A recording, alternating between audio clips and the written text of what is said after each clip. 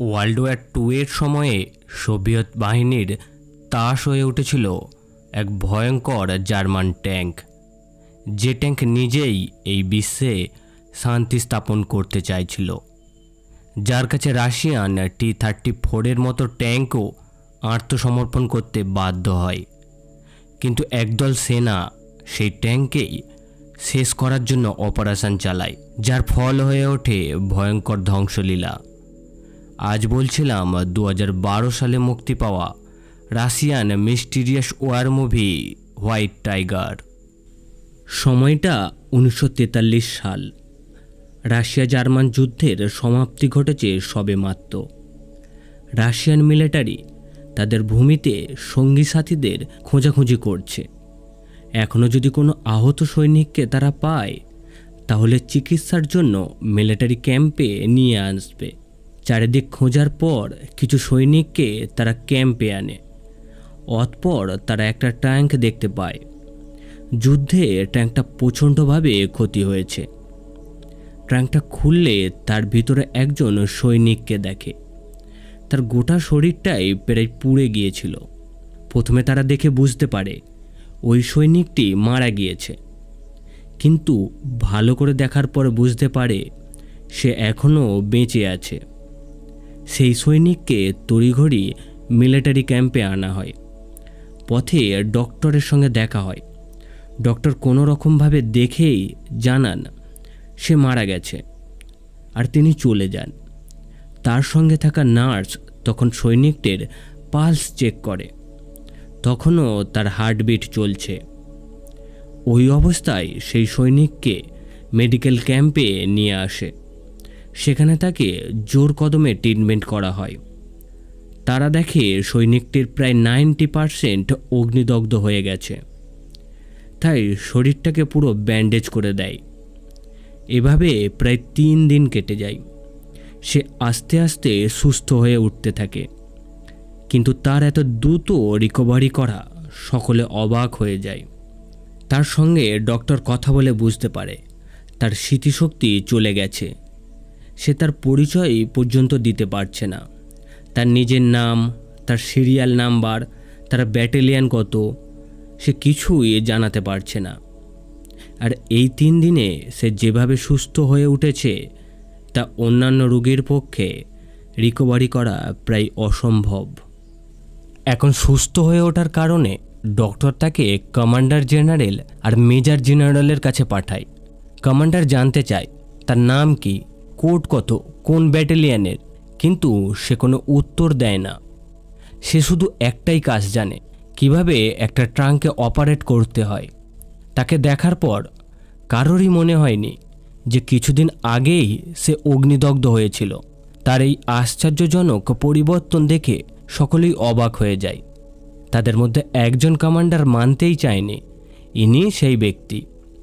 তিনি ডক্টরকে জানান হয়তো ভুল করে অন্য কাউকে এনে ফেলেছে।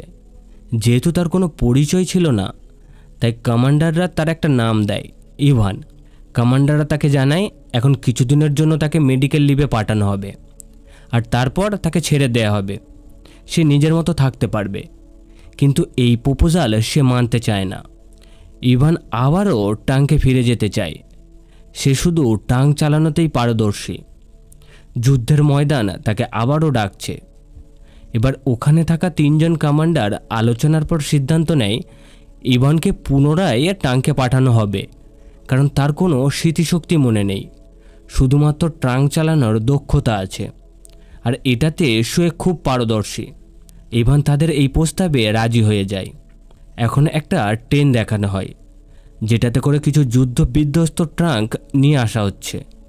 এলাকার সকলেই সেগুলোকে দেখছিল। সেই মতো সেই ট্যাঙ্কের দিকেও তাকিয়ে থাকে ইভান। তখন সেখানে 2 জন সিনিয়র অফিসারের সঙ্গে সে কথা বলে।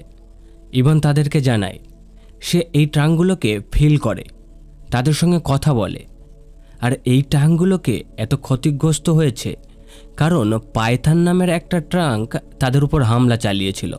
তখন সিনিয়র অফিসাররা তার ট্যাঙ্কে কে হামলা করেছে জানতে চায়। উত্তরে ইভান জানায় তার ট্যাঙ্কে হোয়াইট টাইগার নামে একটা ট্যাঙ্ক হামলা করেছিল। আর এই হোয়াইট টাইগার এমন একটা ট্যাঙ্ক যাকে আজ পর্যন্ত কেউ শেষ করতে পারেনি। এই যুদ্ধে সে একাই সব ট্যাঙ্ককে শেষ করে দিয়েছে, আর কখন কোথায় লুকিয়ে পড়ছে তা কারোরই জানা নেই। এখন ওই অফিসাররা এই কথাকে পাগলের প্রলাপ বলে মনে করে আর তাকে ওখান থেকে তাড়িয়ে দেয়। কিছুদিন পর তাদের কাছে এক জার্মান সেনা ধরা পড়ে। রাশিয়ান সৈনিকরা তাকে ওই সেনা ক্যাম্পে নিয়ে আসে। তখন অফিসাররা তার মুখ থেকেও হোয়াইট টাইগারের নামটা শুনতে পায়। ওই জার্মান সৈনিক জানায় হোয়াইট টাইগার অত্যন্ত শক্তিশালী একটা ট্যাঙ্ক, তার ইঞ্জিন ও বডি অত্যন্ত শক্তিশালী। তাকে টার্গেটে আনার আগেই সে ওখান থেকে উধাও হয়ে যেতে পারে। একটা নর্মাল ট্যাঙ্ক যতক্ষণে টার্গেট সেট করবে ততক্ষণে হোয়াইট টাইগার 4টি ফায়ার করে দেবে। তাদের অনেক ব্যাটালিয়নকেই এই হোয়াইট টাইগারই শেষ করে দিয়েছে। এখন ওই অফিসারগুলো হোয়াইট টাইগারকে বিশ্বাস করতে শুরু করে, কারণ এর আগে ইভানের মুখেও তার কথা শুনেছে। এখন কমান্ডাররা সেই হোয়াইট টাইগারকে শেষ করার জন্য একটা মাস্টার প্ল্যান তৈরি করে। কিন্তু সবার আগের চ্যালেঞ্জ হলো এই হোয়াইট টাইগারের লোকেশন জানতে হবে, যেটা কারোর জানা ছিল না। তার সঙ্গে লড়াই করতে গেলে আরও শক্তিশালী ট্যাঙ্ক বানাতে হবে। তারা হোয়াইট টাইগারের শক্তিশালী বডি, 700 হর্স পাওয়ারের ইঞ্জিন ক্যাপাসিটি, ফায়ারিং ক্যাপাসিটি সব কিছু অ্যানালাইজ করে। মেজর জেনারেল ডিসাইড করে তারা একটা শক্তিশালী ট্যাঙ্ক বানাবে, যেটা T-34 এর আপগ্রেড ভার্সন হবে। তারা ইঞ্জিনের হর্স পাওয়ার প্রায় দ্বিগুণ করে দেবে, আর এটা করার জন্য রাশিয়ান ট্যাঙ্ক এক্সপার্টকে ডাকা হয়। ওই ব্যক্তি জানায় তাদের এই ট্যাঙ্কটাকে মডিফাই করার জন্য প্রায় 1 মাস সময় লাগবে। যেহেতু মেজর চাইছিল এই অপারেশনটাকে 15 দিনের ভিতরেই সাকসেস করতে হবে, তাই তাকে 15 দিন সময় দেয়া হয়। মেজর জেনারেল একটা বেস্ট টিম বানানোর জন্য অর্ডার দেয়, যারা ওই ট্যাঙ্কে ক্রু হিসেবে কাজ করবে। আর এই স্পেশাল ট্যাঙ্ক চালানোর জন্য একজন বেস্ট ড্রাইভিং অপারেটর নিযুক্ত করে। সেই মতো তারা একটা টিম তৈরি করে। কিছু সৈনিক T-34 এর কাজ শুরু করে দেয়, আর কিছু সৈনিককে নিয়ে মেজর তার স্পেশাল টিম বানাতে শুরু করে দেয়। তিনি ওই টিমে ইভানকে ড্রাইভিং অপারেটর হিসাবে নিযুক্ত করে আর পুরো টিমটাকে লিড করতে বলে, কারণ তার দক্ষতা সব থেকে বেশি। সহজেই সে ট্যাঙ্কের সঙ্গে মিশতে পারে।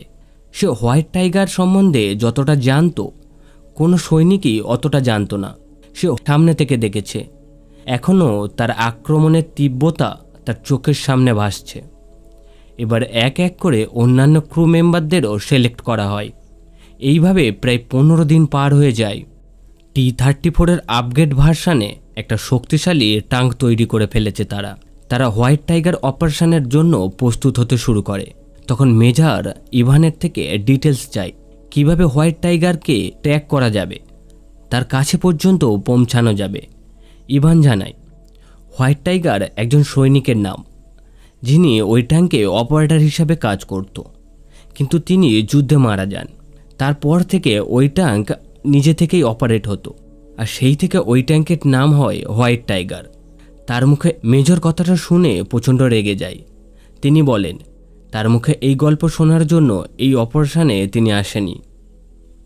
মেজর ইভানের উপর ভরসা পায় না, তাই অন্য একজন কমান্ডারকে তার সঙ্গে যেতে বলে। ইভান জানায় এই জঙ্গলেই হোয়াইট টাইগার লুকিয়ে আছে, কিন্তু মেজর তার টিম নিয়ে জঙ্গলে তন্ন তন্ন করে খুঁজেছে, তবু হোয়াইট টাইগার দেখা পায়নি। ইভান তখন একটা প্ল্যান করে, হোয়াইট টাইগারের মতোই তারাও অপারেশন করবে, অর্থাৎ সে এই জঙ্গলে লুকিয়ে আছে আর শত্রু দেখলেই বেরিয়ে আসে। আমরাও বিপুল সেনা আর ট্যাঙ্ক নিয়ে এই জঙ্গলে লুকিয়ে পড়ব, আর কিছু ট্যাঙ্ককে তার টোপ হিসাবে ব্যবহার করব।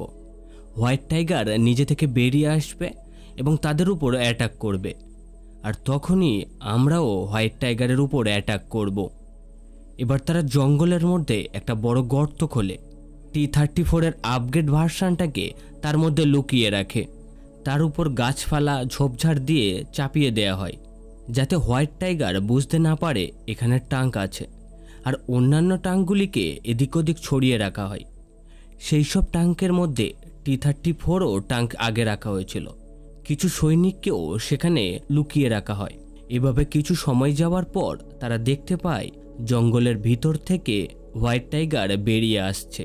তাকে এভাবে আসতে দেখে সব সৈনিকরা অবাক হয়ে যায়। একজন সৈনিক তার ছবি তুলতে যায়, কিন্তু কোইন্সিডেন্টলি তার ক্যামেরা খারাপ হয়ে যায়। সে সেই কারণে হোয়াইট টাইগারের ছবি তুলতে পারে না। ততক্ষণে সে ওই ময়দানে থাকা সব ট্যাঙ্কের উপর হামলা শুরু করে দিয়েছে। তার প্রতিরোধ গড়ার আগেই হোয়াইট টাইগার একটা ট্যাঙ্কে তোপের আঘাতে উড়িয়ে দিয়েছে। এখন চারিদিকে ধ্বংসলীলা শুরু হয়ে যায়। এখন তার নজর পড়ে ইভানের ট্যাঙ্কের উপর, অর্থাৎ T-34 আপগ্রেড ভার্সানে। হোয়াইট টাইগার তার ট্যাঙ্কে অ্যাটাক করে, কিন্তু ইভানের ট্যাঙ্ক খুব শক্তিশালী ছিল, তাই তার ট্যাঙ্ক কোনো কিছুই ক্ষতি হয়নি। কোনো রকমভাবে সেও প্রতিরোধ গড়ে তোলে। ইভানও এখন অ্যাটাক করার জন্য প্রস্তুত হয়। একটা সময় এসে হোয়াইট টাইগার থেমে যায় আর ধীরে ধীরে পিছনে যেতে শুরু করে। সকলে এটা দেখে অবাক হয়ে যায় যে এত সুযোগ থাকা সত্ত্বেও সে ইভানের ট্যাঙ্কের উপর অ্যাটাক করছে না। হোয়াইট টাইগার এখনও চাইলে পুরো রাশিয়ান ট্যাঙ্ক ব্যাটালিয়নকে শেষ করে দেবে, কিন্তু সে তা না করেই পিছু হটছে। এরকমভাবে কিছুটা সময় যাওয়ার পর তাকে আর দেখা যায় না। সব সৈনিকরা ভাবতে থাকে এখনই ওই হোয়াইট টাইগার কোথায় হারিয়ে গেল।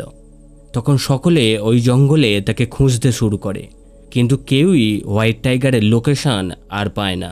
চোখের সামনে এই ঘটনা দেখে সকলে ভাবতে শুরু করে হয়তো জঙ্গলের মধ্যে থাকা কাদার চরে হোয়াইট টাইগার ডুবে গেছে, কিন্তু সে এগুলো মানতে নারাজ। তার মতে হোয়াইট টাইগার নিজে ইচ্ছা করেই চলে গেছে। এরপর যদি আমরা প্রচুর সংখ্যক সেনা, ট্রাঙ্ক আর ওয়াপেন্স নিয়ে আসি, তখন আমাদের উপর হামলা করবে আর পুরো ব্যাটালিয়নকে শেষ করে দেবে সে। এখানে সে এসেছিল তার উপস্থিতি বোঝানোর জন্য। ইভানের কথা শুনে সকলে বিশ্বাস করে না, তাই সব সৈনিকরা আবার নিজের নিজের ক্যাম্পে ফিরে আসে। ক্যাম্পে ইভানের মুখের এই কথাগুলো শুনে কিছুটা হলেও মেজর জেনারেল বুঝতে চাইছিল। তিনি তাই ইভানের কাছে আসে। তাকে মেজর জিজ্ঞেস করে, আসলে তুমি কি বলতে চাইছো হোয়াইট টাইগারের ব্যাপারে? কতটুকুই বা তুমি জানো? উত্তরে ইভান জানায়, আমি প্রত্যেকটা ট্যাঙ্কে ফিল করি, তাদের ভাষা বুঝতে পারি, তাদের সঙ্গে কথা বলি। যদি তাদের ভাষা না বুঝতাম তাহলে এতদিনে কবেই আমি মারা যেতাম। হোয়াইট টাইগারও তেমনই। এই যুদ্ধক্ষেত্রে তার কোনো শত্রু বা বন্ধু নেই। সে শুধু যুদ্ধ বন্ধ করতে চায়। সে কারোর জন্য কাজ করে না। সে কেবলমাত্র এই পৃথিবী থেকে যুদ্ধ শেষ করার জন্য ঈশ্বরের হয়ে কাজ করে। রাশিয়ান আর্মি যদি প্রচুর পরিমাণে ট্যাঙ্ক, ওয়াপেন্স ইত্যাদি নিয়ে তার কাছে যায়, তবেই সে বেরিয়ে আসবে আর সব ব্যাটালিয়নকে শেষ করে দেবে। কিন্তু আমরা তার কিছুই করতে পারবো না। মেজর এই কথাগুলো বিশ্বাস করে না, কিন্তু তার মনের মধ্যে কোথাও না কোথাও একটু হলেও এই কথাগুলো দাগ কেটেছিল। কারণ এতদিন নানাভাবে মেজর হোয়াইট টাইগার সম্বন্ধে যে কথাগুলো শুনেছে তা অলৌকিক, আর সেটা নিজে চোখেও সে দেখেছে। এখন ইভান জানায়, সে যে ট্যাঙ্ক অপারেট করত সেটাতেও হোয়াইট টাইগার হামলা করেছিল। একটা সময় সে হামলা বন্ধ করে দিয়েছিল, যার জন্য হোয়াইট টাইগার তার উপরও অ্যাটাক করেনি, আর এখন সে বেঁচে আছে। হোয়াইট টাইগারের সঙ্গেও এমনই হয়েছিল। তার কোনো ভয় নেই, তার মধ্যে কোনো ডাইভিং অপারেটর নেই। সবাই এটাই ভাবে তাকে কোনো এক অদৃশ্য শয়তান অপারেট করে। এই কথাগুলো শোনার পর মেজর আরও বিরক্ত হয়ে যায়। বাধ্য হয়ে জেনারেলের কাছে আসে এবং ইভানের সব ব্যাপারটা জানায়। তিনি জানান, ইভান মানসিকভাবে বিপর্যস্ত হয়ে পড়েছে, তাই তার কথায় কান না দেয়াই ভালো। ইমিডিয়েটলি তাকে এই মিশন থেকে বের করে দাও, আর ওর সঙ্গে থাকা সব ক্রু মেম্বারদেরও সাসপেন্ড করে দাও। কিন্তু মেজর ইভানের প্রতি একটু একটু বিশ্বাস জন্মেছিল, তাই তিনি ইভানকে আর একটা সুযোগ দিতে চায়। এখন মেজর জেনারেল, কমান্ডার জেনারেলরা সেই সব জার্মান সেনাদেরকে আবারও জিজ্ঞাসাবাদ করে। তাদের থেকে আবারও ডিটেলস ইনফরমেশন চাই হোয়াইট টাইগার সম্বন্ধে। ওই সৈনিক জানায়, কোনো দিনই হোয়াইট টাইগারকে সে সামনে থেকে দেখেনি, তার নাম কেবল শুনেছে। তার এই যে অলৌকিক কথা জনমানসে প্রচারিত, সেই সব ঘটনাগুলোই তারা শুনেছে, আর সে তার সামনে আসতেও চায় না, কারণ তার সামনে পড়া মানে মৃত্যু নিশ্চিত। এই কথাগুলো শুনে রাশিয়ান মেজর কমান্ডার জেনারেল চুপ হয়ে যায়। এখন তারা ঠিক করে হোয়াইট টাইগার যেভাবে চায় সেভাবেই অপারেশন চালানো হবে। প্রচুর পরিমাণে রাশিয়ান আর্মি, ট্যাঙ্ক, ওয়াপেন ফোর্স ডাকা হয়। সব রকম প্রস্তুতি নিয়ে সেই জায়গায় তারা উপস্থিত হয় যেখানে হোয়াইট টাইগার হারিয়ে গিয়েছিল। এখন তারা সব ট্যাঙ্কের মাধ্যমে অনবরত ফায়ার করতে থাকে। কিছু সময় পর ঘটে যায় মিরাক্কেল। জঙ্গলের ভিতর থেকে হোয়াইট টাইগার বেরিয়ে আসে। এখন সেও রাশিয়ান আর্মির উপর ফায়ার করতে শুরু করে। ততক্ষণে চারিদিকে ধ্বংসলীলা শুরু হয়ে যায়। যতক্ষণে একটা রাশিয়ান ট্যাঙ্ক রিলোড করছে আর ফায়ার করবে, সেই সময়ের মধ্যে হোয়াইট টাইগার 3 বার ফায়ার করে দিয়েছে। এইসব তাণ্ডবলীলা দেখার পর রাশিয়ান আর্মি বুঝতে পারে এটা কোনো মানুষের কাজ হতে পারে না। এইভাবে একের পর এক রাশিয়ান ট্যাঙ্ক ধ্বংস হতে থাকে। আর চোখের সামনে সবকিছু ঘটতে দেখে তারা হোপলেস হয়ে পড়ে। কি করবে কিছুই বুঝে উঠতে পারে না। চারিদিক শুধু আর্তনাদ হাহাকারে ভরে ওঠে। দেখতে দেখতে সব রাশিয়ান ট্যাঙ্ক ধ্বংস হয়ে যায় আর কেবলমাত্র ইভানের ট্যাঙ্কটাই বেঁচে আছে। কিন্তু এই যুদ্ধের ময়দানে ইভানকে হামলা না করেই হোয়াইট টাইগার চলে যেতে থাকে।